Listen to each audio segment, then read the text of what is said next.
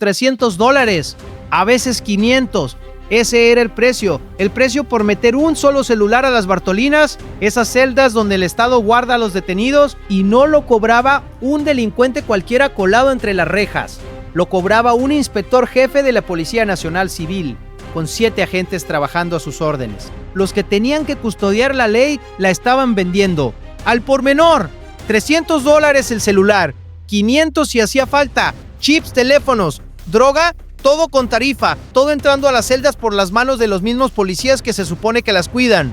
Y cuando la fiscalía terminó de tirar del hilo, no cayó solo el inspector, cayó él, cayeron sus 7 agentes y cayeron 4 pandilleros que estaban del otro lado del negocio. Una red completa, policías y pandilleros trabajando juntos, con el uniforme puesto de un lado y las rejas del otro. Pero acá hay algo que todavía no te he contado, y es lo más brutal del caso, porque en el mismo golpe de la fiscalía apareció un segundo grupo de policías con una historia distinta que termina con un detalle que no vas a creer. Un electrodoméstico, uno solo, que lo dice todo sobre hasta dónde había llegado la podredumbre.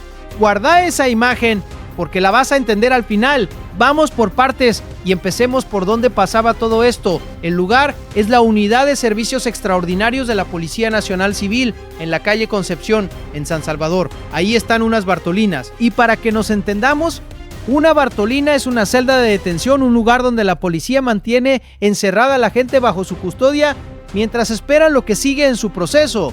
Distinto de una cárcel de condena, pero igual de cerrado. Un lugar que por definición tiene que estar controlado, vigilado. Ese control es justamente lo que estos policías estaban vendiendo, porque adentro de esas Bartolinas había gente que quería cosas. Un celular para comunicarse con el mundo de afuera, un chip para tener línea, droga, cosas prohibidas, cosas que por ley no pueden entrar a una celda, y donde hay alguien encerrado que quiere algo prohibido y alguien con la llave dispuesto a conseguírselo por dinero, aparece un negocio. El negocio lo montó, según la fiscalía, un inspector jefe. Fíjate en el rango, porque importa. Un inspector jefe no es un agente raso, uno de los que hacen guardia en la puerta. Es un oficial con mando, alguien con grado, con autoridad, con gente a su cargo, y este tenía 7 agentes trabajando bajo sus órdenes en la red. Antes de contarte cómo funcionaba y cómo cayeron, déjame ponerte sobre la mesa las 4 cosas que vas a ver en este video. En los próximos minutos vas a conocer 4 cosas. La primera, la tarifa. ¿Cuánto cobraban exactamente por cada ingreso? ¿Quién lo dijo? ¿Y por qué ese precio revela el tamaño del negocio? Llega ya. La segunda, los clientes. ¿Quiénes recibían esos celulares del otro lado de las rejas? ¿Y por qué eso convierte a este caso en algo mucho más grave que una simple mordida? La tercera, la jerarquía. El rango del inspector jefe, los 7 agentes bajo su mando y lo que significa que una estructura así de organizada operara dentro de una unidad policial. Y la cuarta, la más importante, el segundo caso que apareció en el mismo golpe de la fiscalía, otros policías, otra historia y un objeto, un solo objeto que se convirtió en el símbolo de todo. Te aviso cuando lleguemos porque ese detalle es el que no vas a olvidar. Te voy avisando cuando caiga cada una. Y si te salís antes del final, la que te vas a perder es la cuarta, la de la refrigeradora. Ya vas a entender. Vamos por la primera, la tarifa. Acá está la primera de las 4 cosas que te prometí. Poné atención porque el número lo dijo la propia fiscalía. La subdirectora de intereses de la sociedad lo puso en palabras claras. Por introducir chips y celulares, estos policías cobraban entre $300 y $500 por cada ocasión. Deténgase en esa frase. Por cada ocasión. No era plata que cambiara de manos una sola vez y ya. Era una tarifa fija, un precio de lista que se cobraba cada vez que había que meter algo. $300 el ingreso más barato, $500 el más caro. Y cada vez que un celular o un chip cruzaba esas rejas, alguien pagaba y ese dinero iba a parar a los bolsillos de los uniformados. Pensá en lo que significa ese modelo de negocio. Si cobraban por cada ocasión, entonces mientras más ingresos hacían, más ganaban. Cada teléfono era plata, cada chip era plata. Cada vez que un detenido quería comunicarse con afuera, había una caja registradora sonando en la unidad policial. El encierro, que tendría que ser igual para todos, se había convertido en un servicio con precio para el que pudiera pagarlo. Y $300 a $500 no es cualquier cifra en El Salvador, es dinero de verdad. Es lo que mucha gente gana en un mes de trabajo. Estos policías los sacaban por meter un aparato a una celda, una y otra vez.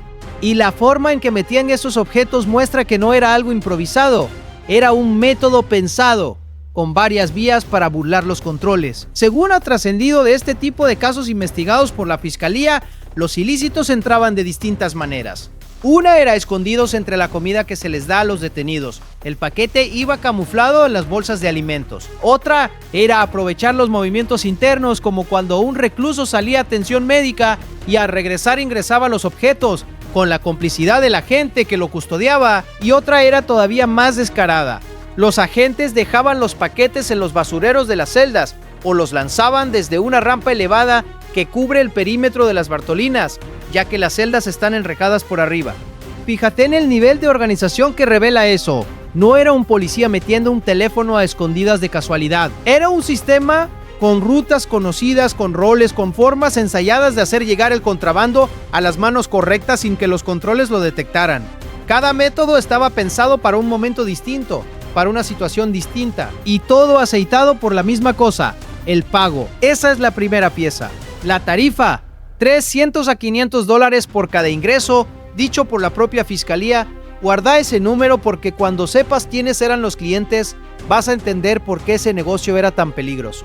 Y acá se abre la primera pregunta: ¿quién paga $300, $500 por meter un celular a una celda? ¿Quién necesita tanto ese teléfono como para pagar eso una y otra vez? Ahí entra la segunda pieza, los clientes. Pone atención, porque acá el caso deja de ser una simple corruptela y se vuelve algo grave, porque en la red que desmanteló la Fiscalía, junto con el inspector jefe y sus 7 agentes, cayeron 4 pandilleros, cuatro miembros de una pandilla que según la Fiscalía estuvieron recluidos en ese lugar, en el penalito como se le llama. Y ahí está la gravedad de todo, porque un celular en manos de un pandillero recluido no es un capricho, es una herramienta. Desde una celda con un teléfono, un pandillero puede seguir operando, puede dar órdenes, puede coordinar extorsiones, puede mantener el control de su estructura afuera como si nunca lo hubieran encerrado. El teléfono es lo que convierte una celda en una oficina. Por eso un pandillero recluido paga $300, $500 por un celular sin parpadear, porque ese teléfono vale muchísimo más que eso.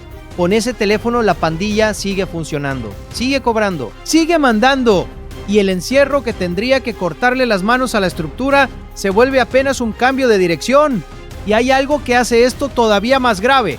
Durante años, en El Salvador, uno de los grandes problemas fue exactamente ese: pandilleros que seguían dirigiendo el crimen desde adentro de las celdas, extorsiones ordenadas por teléfono desde una cárcel, asesinatos coordinados por un preso con un celular escondido. El teléfono en manos de un recluido fue una de las herramientas que mantuvo vivo el poder de las pandillas incluso cuando sus miembros estaban encerrados. Por eso el Estado endureció tanto el control de los penales y por eso meter un celular a un pandillero recluido es mucho más que una falta menor. Es devolverle a la estructura criminal la herramienta que el Estado acababa de quitarle. Los policías que metían esos celulares sabían o tenían que saber a quién se los estaban metiendo. Del otro lado de las rejas no había un detenido cualquiera por una falta menor. Había pandilleros y meterles un teléfono era darle a una estructura criminal la herramienta para seguir operando desde adentro, cobrando por ello.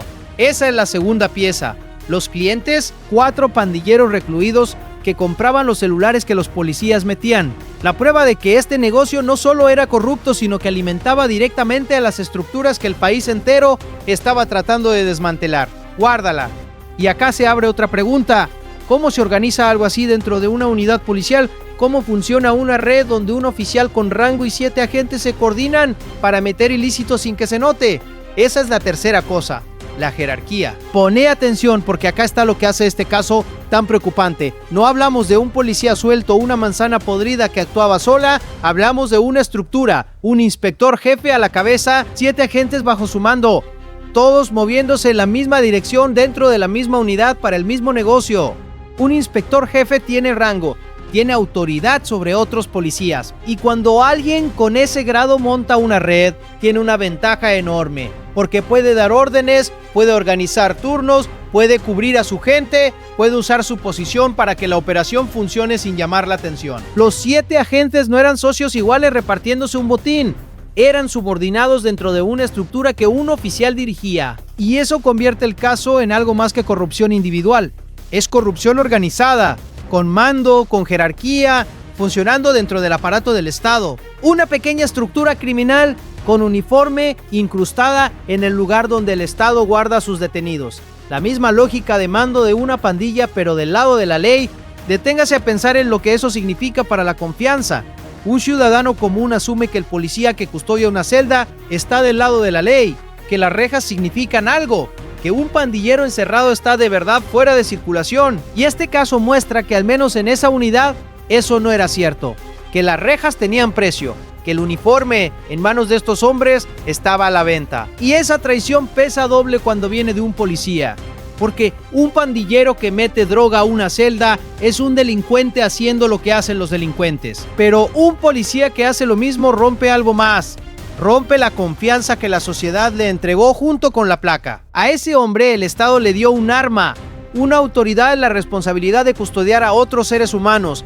Y él usó todo eso para montar un negocio con los mismos criminales que tendría que estar conteniendo. El daño no es solo el celular que entró. Es la señal de que en ese lugar la línea entre el que cuida y el que delinque se había borrado. Esa es la tercera pieza, la jerarquía. Un inspector jefe con 7 agentes, una estructura organizada de corrupción dentro de la propia policía. Y acá quiero parar un momento porque toca ser honestos con vos, como en cada video. Todos los que cayeron en este caso, el inspector jefe, los 7 agentes, los 4 pandilleros, son personas señaladas por la fiscalía. Presuntos, la fiscalía ordenó su captura y los vinculó a estos delitos, pero su responsabilidad tendrá que probarse ante los tribunales. Lo que te cuento es lo que informó la propia Fiscalía General de la República en su comunicado. Las cifras, los rangos, el número de implicados, todo viene de esa fuente oficial. Y una cosa más importante sobre las fechas. El comunicado de la Fiscalía que informa de este caso no trae una fecha claramente visible del operativo. Hay casos parecidos de corrupción policial en Bartolinas ocurridos en distintos momentos, así que no te voy a dar una fecha exacta que no puedo confirmar. Lo que sí es firme es lo que la Fiscalía informó, los hechos, los implicados, las tarifas, el cuándo exacto. Si no consta con claridad, no me lo invento. Dicho esto, vamos a la cuarta cosa, la más importante, la que te pedí que esperaras. Poné mucha atención porque en el mismo comunicado, en el mismo golpe, la Fiscalía informó de un segundo caso, otros policías. Y esta historia termina con el detalle que le da nombre a todo. 3 investigadores de la Delegación Centro de San Salvador fueron detenidos, pero no por meter celulares. A estos se les acusa de robo agravado y de allanamiento sin autorización legal. Y lo que hicieron, según la Fiscalía, es de las cosas más descaradas que vas a escuchar en un caso de abuso de autoridad. Para entender lo grave, hay que entender que es un allanamiento sin autorización legal. En El Salvador, como en cualquier país con reglas, un policía no puede entrar a registrar la casa de alguien porque se le antoje. Necesita una orden, un permiso legal que autorice esa entrada. Esa regla existe para protegerte a vos, para que la autoridad no pueda meterse en tu casa a la fuerza sin justificación. Es una de las garantías básicas de cualquier ciudadano. Y estos 3 investigadores, según la Fiscalía, se la saltaron por completo. Estos 3 investigadores llegaron a la vivienda de una persona, entraron, pero entraron sin autorización legal, es decir, sin la orden que la ley exige para que un policía pueda meterse a registrar la casa de alguien. Entraron por su cuenta a hacer un registro que no estaban autorizados a hacer. Y una vez adentro, pasó lo increíble. Revisaron la casa y como los habitantes no pudieron justificar con facturas la propiedad de varios electrodomésticos, los policías decidieron que se los llevaban. Así sin más, como si no tener el papel de compra de un aparato fuera motivo para que la policía te lo quitara. ¿Y qué se llevaron? Un equipo de sonido, un reproductor de video y una refrigeradora. Léelo otra vez. Se llevaron la refrigeradora. Detente en esa imagen porque lo dice todo. 3 investigadores de la policía que entraron ilegalmente a una casa, saliendo de ahí cargando una refrigeradora ajena. Como ladrones comunes, con la única diferencia de que estos llevaban una placa, el robo más de barrio que te puedas imaginar, cometido por los que tendrían que perseguir a los ladrones. Esa refrigeradora es el resumen de todo el caso, porque muestra hasta dónde había llegado la cosa. No hablamos de grandes operaciones sofisticadas de corrupción. Hablamos de policías metiendo celulares por $300 y de otros policías robándose la refrigeradora de una casa a la que entraron sin permiso, la ley en manos de estos hombres convertida en una excusa para robar. Y pensá en la víctima de ese segundo caso, una familia común en su casa que un día ve entrar a unos investigadores de la policía, gente con placa, con autoridad, uno confía porque son la ley. Y esos hombres, en lugar de protegerlos, les registran la casa sin orden y les exigen facturas de sus propias cosas, como si tener un aparato en tu casa sin el papel de compra te convirtiera en sospechoso. Y como no aparecieron las facturas, cargaron con los electrodomésticos, con el equipo de sonido, con el reproductor, con la refrigeradora de la familia, el abuso completo, usar la placa para entrar donde no se puede y salir con las cosas ajenas al hombro. Esa es la cuarta pieza y la más importante. El segundo caso, la refrigeradora que se convirtió en el símbolo de una policía que en estos casos concretos se había puesto del lado equivocado con las 4 piezas juntas. La historia completa se entiende. Un inspector jefe y 7 agentes cobrando $300 a $500 por meter celulares a las Bartolinas. 4 pandilleros recluidos comprando esos teléfonos para seguir operando desde adentro. Una estructura organizada con mando dentro de la propia policía. Y en el mismo golpe, otros 3 investigadores robándose hasta la refrigeradora de una casa a la que entraron sin orden. Todo, según la fiscalía, dentro del aparato que tendría que proteger a la gente.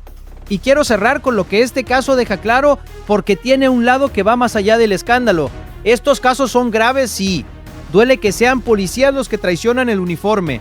Pero fíjate en quien los agarró la propia fiscalía. Fue una investigación del Estado la que destapó a estos policías, la que ordenó sus capturas, la que los puso a responder ante la justicia. La corrupción existía, sí, pero también existió el mecanismo que la persiguió y la sacó a la luz. Y ese es el punto que importa, que un policía corrupto no está a salvo por llevar placa, que meter celulares a pandilleros o robarse una refrigeradora con el uniforme puesto no queda impune solo porque lo haga alguien de adentro. La misma fiscalía que persigue a los pandilleros persiguió a los policías que los ayudaban, y eso, en un país que quiere limpiar de verdad sus instituciones, es lo que tiene que pasar. Que la ley alcance también a los que la usan de escudo. El inspector jefe cobraba $300 por un celular, los investigadores se llevaron una refrigeradora ajena, y todos ellos hoy están señalados por la fiscalía y respondiendo ante la justicia, porque el uniforme no es una licencia para robar, y al final, ni siquiera a ellos los salvó. Si querés seguir de cerca cada caso de corrupción que se destapa, cada red que cae, cada policía o funcionario que responde ante la justicia, suscríbete al canal. Acá seguimos estas historias hasta el final, vengan de donde vengan.